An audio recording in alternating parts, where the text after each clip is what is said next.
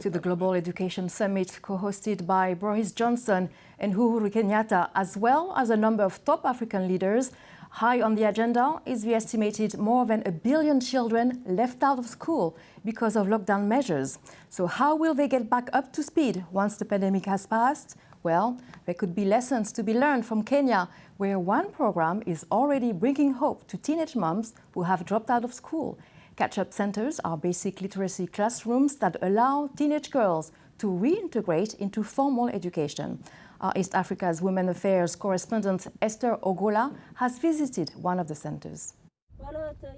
17-year-old Mary, not her real name, was married at 13 and has had little formal education, but now has been given the opportunity to go back to school. I started school at 10 years and only attended for 2 years.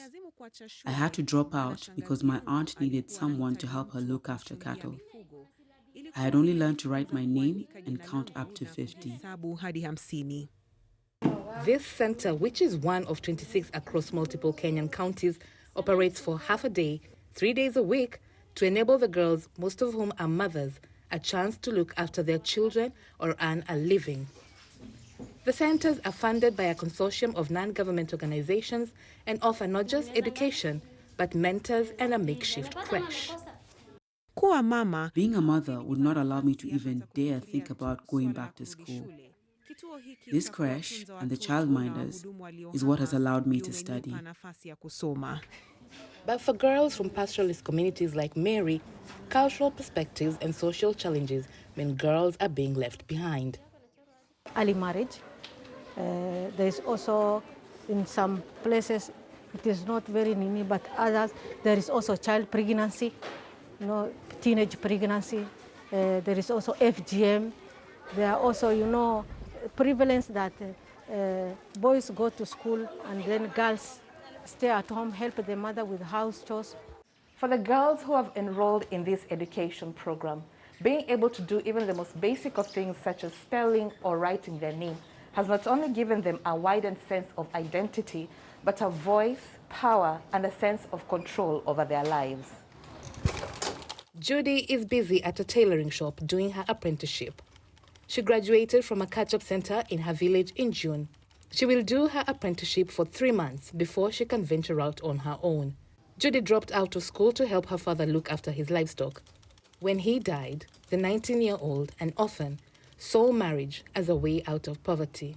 In her quest for education, her husband has been her biggest supporter. While this seems progressive, some men in their community think he has made a fool of himself. When my wife goes to school, I'm the one who cleans, feeds the children, and cooks. People were surprised and say that I have turned into a woman. In our community, men don't do domestic work. People say he is now my slave while I go and sit all day in school. We don't mind. We tell them to keep talking. We know the difference this education has made to our lives. The program lasts for 6 to 9 months, and the centers hope to have enrolled 5,000 dropout students between the ages of 10 to 19 by 2023. For girls like Mary and Judy, these centers have the potential to be life-changing. It is because of this education I can now make phone calls and read text messages. Now even when I go to the shop, I know exactly how much change I am owed. Esther Ogola, BBC News, Eastern Kenya.